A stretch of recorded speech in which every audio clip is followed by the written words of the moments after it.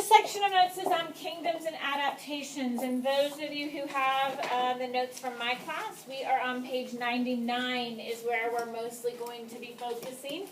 Page 99 is where we talk about unity and diversity. How are organisms similar and how are organisms different? I'm not going to fill this out, but I do want you to notice that it's only talking about your eukaryotic kingdoms here. The chart down below looks at all 6 kingdoms. And so this chart asks at the beginning which ones are pro and which ones are eu. This should be really easy for you. Bacteria are always prokaryotic. And so are archaea bacteria. There's 2 prokaryotes.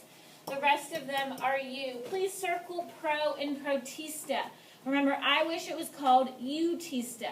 Protista makes us think it's prokaryotic. It's not. They are eukaryotic. They have complex cells and complex parts. To fill out this chart, the easiest thing you're going to do is go to the page in your notes, page 99, and fill this chart out. Almost all of these answers are directly in that chart. The next section is going to be on your different organisms. And so here we're going to be looking at some example different organisms. They breathe using lungs and have well-developed kidneys. These are going to be your mammals. Those of us in my class, we studied the vampire bat as one of the examples of a mammal. Breathes through gills or through lungs. This is going to be your organism that lives on both land and in water. And so their name means both. Amphibians means both. They have a special organ called a nephridia to filter waste. This is going to be your earthworm.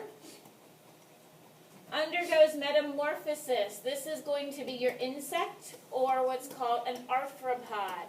Now please remember that they also are very successful where it is dry because they don't excrete liquid waste like urine. They save that water. Asexually or sexually using spores. These are going to be your fungi like mushrooms.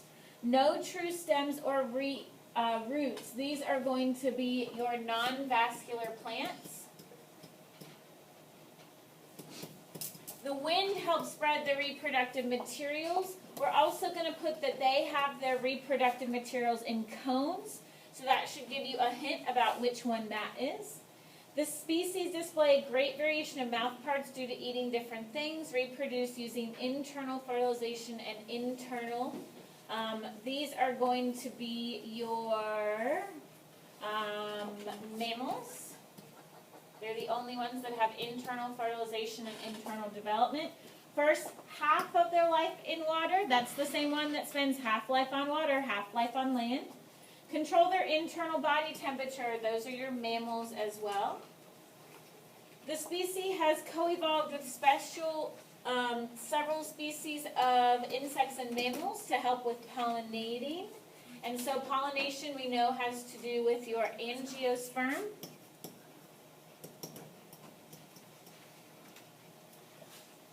Closed circulatory system. These are going to be your